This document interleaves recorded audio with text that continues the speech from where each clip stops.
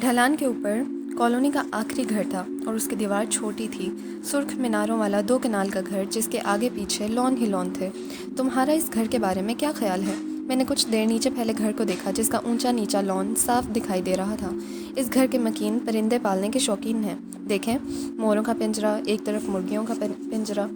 ہو سکتا ہے وہ صرف آرگینک فوڈ کے شوقین ہوں کیونکہ مرغیاں دیسی ہیں۔ اچھا میم، آپ کو زیادہ معلوم ہوگا۔ میں نے گہری سانس لی، پھر میری نظر دیوار پہ پڑی تو میں نے سوچا کہ خود کو تھوڑا پڑھا لکھا ثابت کرنے کے لیے کوئی فلسفہ بول کے اپنی ٹیچر کو متاثر کرنا ضروری ہے۔ گھر کی 4 دیواری کی منڈیر پہ برقی تاریں لگی تھیں اور جگہ جگہ سائن بورڈ لگے تھے جن پہ ڈھانچہ بنا کے کرنٹ والی تاروں سے خبردار کیا گیا تھا۔ میں نے بے نیازی سے کندھے اچکا کے کہا، کتنی عجیب بات ہے، انہوں نے تاریں بھی لگائی ہیں اور سائن بورڈ بھی، حالانکہ سائن بورڈز کی ضرورت نہیں تھی۔ کیوں؟ سائن بورڈز کی ضرورت کیوں نہیں تھی؟ میم نے سنجیدگی سے مجھے دیکھا۔ کیونکہ رات ہو یا دن، دور سے معلوم ہو رہا ہے کہ یہ تاریں برقی ہیں اور ان کو چور ڈاکوؤں سے بچاؤ کے لیے لگایا گیا ہے۔ عام آدمی دیوار نہیں پھاندے گا، اور جو رات کو پھاندے گا وہ صرف چور ہوگا، اور اسے پہلے سے معلوم ہوگا کہ تاروں میں کرنٹ ہے۔ سو اس ڈھانچے والے سائن بورڈ کی کیا ضرورت تھی؟ میرے فلسفے نے بھی ہار نہیں مانی۔ تمہارا مطلب ہے کہ باؤنڈری وال پہ برقی تاریں لگا کے ان پہ سائن بورڈ نہیں لگانے چاہیے؟ جی میم، کیونکہ ان کی ضرورت نہیں ہے۔ میرا خیال ہے ان کی بہت ضرورت ہے۔ برقی تاریں صاف نظر آ رہی ہیں میم، ان پہ سائن بورڈ لگانا پیسے کا ضیاع ہے۔ یہ ان لوگوں کے لیے ہیں جو غلطی سے دیوار پھاندنے لگے۔ اگر سائن بورڈ نہ ہو تو ان کی جان جا سکتی ہے، یہ تو ظلم ہے۔ لیکن کوئی غلطی سے کسی کے گھر کی فصیل کیوں پھلانگے گا میم؟ اتنی اونچی دیواریں تو صرف نقد زن پھلانگیں گے نا، اور ان میں اتنی تو عقل ہوتی ہے کہ یہ برقی تاریں ہیں۔ پھر اس سائن بورڈ کا مقصد؟ اسے انسانیت کہتے ہیں۔ حدود بنانے والے کو اس حدود کی نشانی بھی لگانی چاہیے تاکہ کوئی غلطی سے بھی اس کو عبور کرنے کی کوشش نہ کرے۔ بغیر سائن بورڈ کے برقی تاروں کی حدود بنا دینا ظلم ہے، سفاکی ہے۔ جب انسان حدود پہ سائن بورڈ لگا دے تو اس کی طرف سے حجت تمام ہو جاتی ہے۔ وہ بات اس وقت میرے سر سے گزر گئی۔ ہماری واک آگے بڑھ گئی اور پھر زندگی بھی۔ کئی سال بعد آج کے دن جب میں یہ باب لکھنے بیٹھی تو میں ایک اور واقعے سے شروع کرنا چاہتی تھی، لیکن دفعتاً مجھے وہ واک یاد آئی اور ہماری وہ گفتگو۔ اتنے برس بعد آج مجھے احساس ہوا کہ میری ٹیچر نے اس برقی تاروں والے گھر کو تبصرے کے لیے کیوں چنا تھا اور وہ مجھے کیا سمجھانا چاہتی تھی۔ ایک دوست نے مجھے سخت باتیں سنا کے لائن کراس کرنی چاہی۔ میں نے اپنی حدود پہ آگے خطرہ ہے کا سائن بورڈ لگا کے اسے روکنا چاہا۔ 3 دفعہ یہی کام ہوا، لیکن اس نے پھر بھی میری بات کا احترام نہیں کیا اور میری حدود کراس کی۔ نتیجہ یہ نکلا کہ میں نے اسے اپنے زندگی کی 4 دیواری سے باہر محدود کر دیا۔ نہ کوئی جھگڑا ہوا، نہ کوئی تماشا۔ ایک میچور طریقے سے میں نے اپنی فرینڈ کو حدود کا احساس دلایا، اس نے احساس نہیں کیا تو بالآخر مجھے اس سے خود کو فاصلے پہ کرنا پڑا۔ ہم اب بھی بات کر لیتے ہیں لیکن پہلے والی بات نہیں رہی۔ لیکن کیا میں ہمیشہ سے لوگوں کو اتنی ہی میچیورٹی سے ڈیل کرتی تھی؟ نہیں، میں ہمیشہ سے حدود کھینچنے کی عادی تھی، لیکن میں حدود پہ سائن بورڈ نہیں لگایا کرتی تھی۔ اس کا مطلب ہے کہ جب مجھے کوئی ہرٹ کرتا تو میں برداشت کر لیتی اور اس کو نہ بتاتی۔ چند ایک دفعہ ایسا ہوتا تو میں خاموشی سے اس سے کنارہ کش ہو جاتی۔ اس کو سٹون وال کرنا یا سرد رویہ کہتے ہیں۔ میں اسے بات کرنا ترک کر دیتی، اس کو اپنی زندگی سے خاموشی سے نکال دیتی اور آگے بڑھ جاتی۔ لیکن یہ بہادری نہیں ہے، یہ بزدلی ہے، کیونکہ ایسے آپ اپنے اور اس کے جذبات کا سامنا کرنے سے بچ جاتے ہیں۔ یہ دوسرے شخص کے ساتھ بھی زیادتی ہے۔ وہ غلطی سے، نادانی سے آپ کی حدود کو پھلانگنے کی کوشش کر رہا تھا۔ اس کو وارننگ اور سائن بورڈز دونوں ملنے چاہیے تھے۔ یہ اس کا حق تھا۔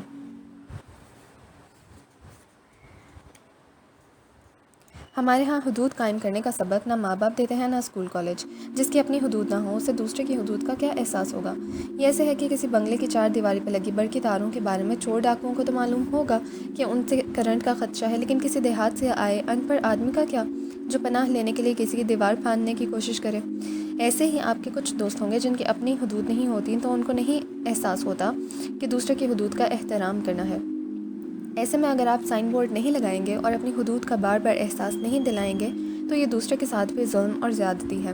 یہ رویہ اپنے اندر سے ختم کرنے میں مجھے کئی برس لگے، اور میں چاہتی ہوں کہ اگر آپ بھی اس رویے کا شکار ہیں تو اس رویے کو ایک بہتر رویے سائن بورڈز کے ساتھ ریپلیس کرنے کی کوشش کریں۔ حدود یا باؤنڈریز کیوں ضروری ہیں؟ اگر انسان کی باؤنڈریز نہیں ہوتی تو وہ ہر وقت دوسرے کے رحم و کرم پہ ہوتا ہے۔ لوگ اسے بتاتے ہیں کہ اسے کیا محسوس کرنا ہے، کیا سوچنا ہے اور کیا عمل کرنا ہے۔ باؤنڈریز نہ ہونے سے انسان ہر وقت ان کاموں کو کرنے میں لگا رہتا ہے جو دوسرے اس سے کروا رہے ہوتے ہیں، اور وہ اس کام کو نہیں کر پاتا جو وہ خود کرنا چاہتا ہے۔ خود شناسی کے سفر کو طے کرنے کے لیے اپنی زندگی میں باؤنڈریز لانا اس لیے بہت ضروری ہے کیونکہ آپ تب ہی ایک آزاد انسان بن سکتے ہیں۔ انسان لوگوں سے اٹیچ کیسے ہوتا ہے؟ اس علم سے جو اس نے 5 برس کی عمر سے پہلے سیکھا ہوتا ہے۔ زندگی کے پہلے 5 سے 7 برسوں میں اگر ایک بچہ گھر میں صحت مندانہ ماحول نہیں دیکھتا تو وہ کبھی بھی آگے جا کے صحت مندانہ اٹیچمنٹ نہیں بنا سکتا۔ مثلاً 5 برس کی عمر تک ایک لڑکی نے گھر میں یہی دیکھا ہے کہ باپ ماں کو مارتا ہے یا نازیبا سلوک کرتا ہے، ماں روتی چلاتی ہے، پھر رات کو باپ شرمندگی سے باہر سے کھانا یا کوئی تحفہ لے آتا ہے، ماں اپنا موڈ ٹھیک کر لیتی ہے اور دونوں میں صلح ہو جاتی ہے۔ ایسے ماں باپ سمجھتے ہیں کہ اب ہم اپنے بچے کے لیے کمپرومائز کر رہے ہیں، ہم بچے کے لیے ایک دوسرے کے ساتھ رہ رہے ہیں، لیکن وہ حقیقت میں بچے کے ذہن کو نقصان دے رہے ہوتے ہیں۔ وہ بچی جو چپ چاپ یہ سب دیکھ رہی ہوتی ہے، جانتے ہیں وہ کیا سیکھتی ہے؟ وہ بچی ایک پیٹرن سیکھ لیتی ہے کہ محبت حاصل کرنے کے لیے پہلے اذیت سے گزرنا ضروری ہوتا ہے۔ وہی بچی جب بڑی ہوتی ہے اور اگر محبت کے چکر میں داخل ہوتی ہے تو وہ اپنے منگیتر، محبوب یا شوہر سے اسی طرح اٹیچ ہونا چاہتی ہے جیسے اس کی ماں اس کے باپ سے تھی۔ محبت ملے گی شدید اذیت کے بعد، محبت ملے گی شدید تماشے کے بعد۔ کیوں عورتیں برسوں ابیوزو شادیوں میں رہ لیتی ہیں؟ کیونکہ وہ بچپن کی اس تکلیف جو ان کو یاد نہیں لیکن ان کے ذہن کو یاد ہے سے خود کو بچانے کے لیے نہ چاہتے ہوئے بھی وہی پیٹرن بنا لیتی ہیں۔ جو لڑکا ایسی تکلیف سے گزرتا ہے وہ بڑا ہو کے کیا کرتا ہے؟ وہ پرفارمر بن جاتا ہے، لوگوں کو خوش کرنے والا یا دوسروں کو کنٹرول کرنے والا، یا جب اسے کوئی چیز نہ ملے تو وہ تماشا کرتا ہے۔ آپ نے دیکھا ہوگا کہ کچھ لوگ ریلیشن شپس میں بہت ڈرامیٹک ہوتے ہیں، انہیں ہر وقت ایک ایشو چاہیے ہوتا ہے اپنے پارٹنر سے لڑنے کا، اس کی توجہ لینے کا، کیونکہ 5 برس کی عمر تک اس کے کچے ذہن نے یہی دیکھا ہوتا ہے کہ محبت ایک بڑے جھگڑے کے بعد ملتی ہے۔ سو وہ سیکیور اٹیچمنٹ، محفوظ طریقے سے کسی سے اٹیچ ہونا نہیں سیکھ سکتے، وہ ٹروما کے ذریعے ہی لوگوں سے اٹیچ ہونا چاہتے ہیں۔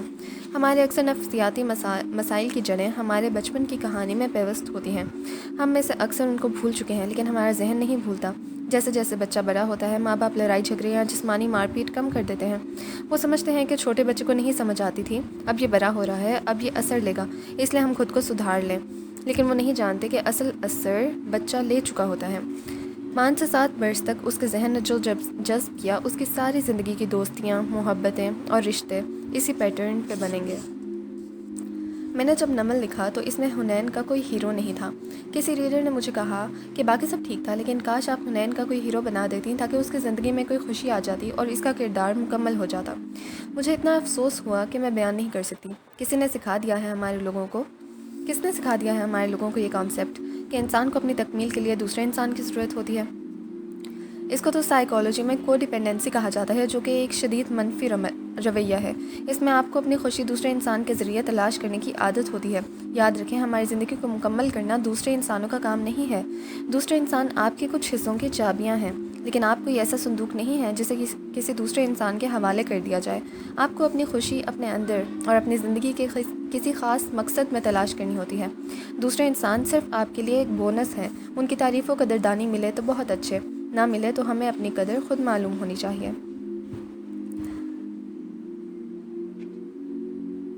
اللہ تعالیٰ قرآن میں فرماتا ہے کہ اگر بندے کو ہر وہ چیز مل جائے جو وہ چاہتا ہے تو وہ اپنی حدود توڑ کے باہر نکل آئے۔ اس آیت میں سرکشی کے لیے طغیٰ کا لفظ استعمال کیا گیا ہے۔ طغیٰ کا مطلب ہوتا ہے حدود توڑ کے بے قابو ہو کے باہر نکل آنا۔ انسان حدود کب توڑتا ہے؟ جب اسے ہر چیز عطا کر دی جائے، جب اسے کچھ کھونے کا خوف نہ رہے، مزید کچھ پانے کی تمنا نہ رہے۔ جب آپ اپنا آپ پلیٹ میں رکھ کے کسی انسان کو پیش کرتے ہیں تب اس کو آپ کو ہرٹ کرنے کی چھوٹ ہوتی ہے، آپ کو کھونے کا خوف نہیں ہوتا کہ وہ جو کر لے آپ نے اس کو نہیں چھوڑنا، اور چونکہ آپ نے اپنا آپ کھول کے بیان کر دیا ہے سو اسے مزید آپ کے بارے میں جاننے میں دلچسپی نہیں ہوتی، یوں وہ آپ کی حدود توڑنے لگتا ہے۔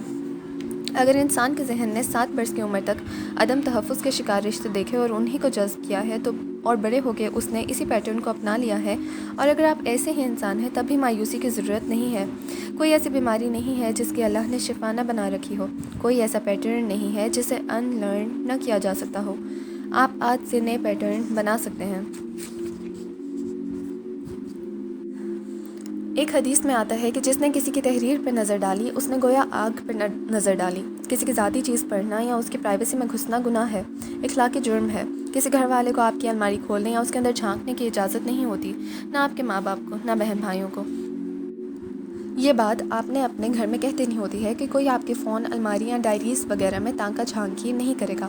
بعض والدین طنز سے کہتے ہیں کہ کیوں آپ کیا چھپا رہے ہیں، ایسی باتوں کو آپ نے اگنور کرنا ہے اور اپنی باؤنڈری پہ قائم رہنا ہے۔ بات چھپانے کی نہیں ہوتی، انسان لباس بھی تو پہنتا ہے، کیوں؟ تاکہ اس کی پرائیویسی ہو۔ اس کا یہ مطلب تو نہیں ہے کہ اس کے جسم میں کوئی عیب ہے جسے وہ چھپا رہا ہے۔ گھر والوں کے ساتھ ایک اور باؤنڈری کی اشد ضرورت ہوتی ہے، وہ یہ کہ جب آپ کے کسی اہم کام کا وقت ہو جیسے پڑھائی، اس وقت وہ آپ کو اسپیس دیں گے۔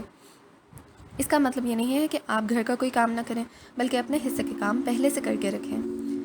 میاں بیوی کو ایک دوسرے کو اپنے جسمانی عیوب پہ بات کرنے سے روکنا چاہیے، اپنے اوپر کاموں کا بوجھ ڈالنے سے بھی روکنا چاہیے، اپنا غصہ دوسرے شخص پر نکالنے سے بھی روکنا چاہیے۔ یہ کیسے کیا جاتا ہے؟ اکثر یہ ہوتا ہے کہ شوہر چیخ چلا رہے ہوتے ہیں اور بیوی مظلومیت سے سر جھکائے سنتی ہے۔ یہ غلط ہے، یہ ہر لیول پہ غلط ہے۔ کسی میں انسان کا موڈ سارے گھر کو محسوس نہیں ہونا چاہیے۔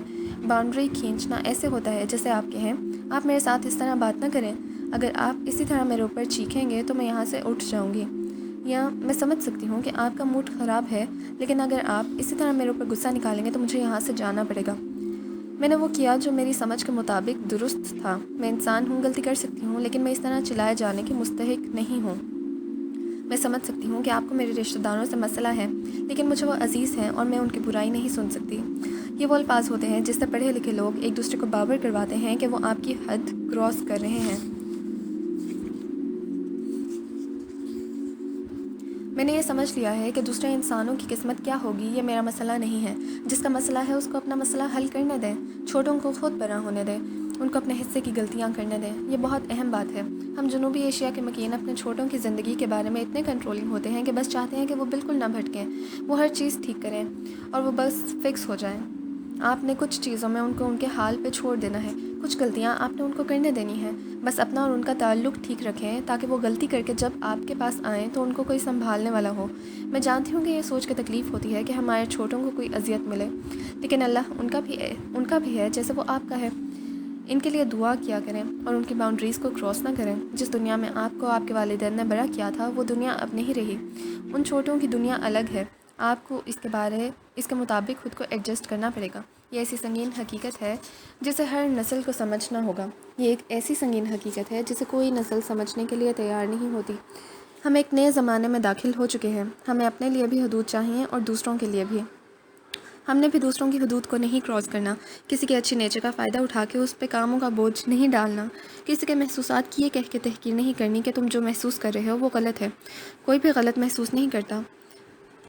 لوگ باتیں بھول جاتے ہیں، لوگ واقعات بھول جاتے ہیں، لوگ لوگوں کو بھول جاتے ہیں، لیکن کوئی انسان یہ نہیں بھولتا کہ کسی نے اسے کیسا محسوس کروایا تھا۔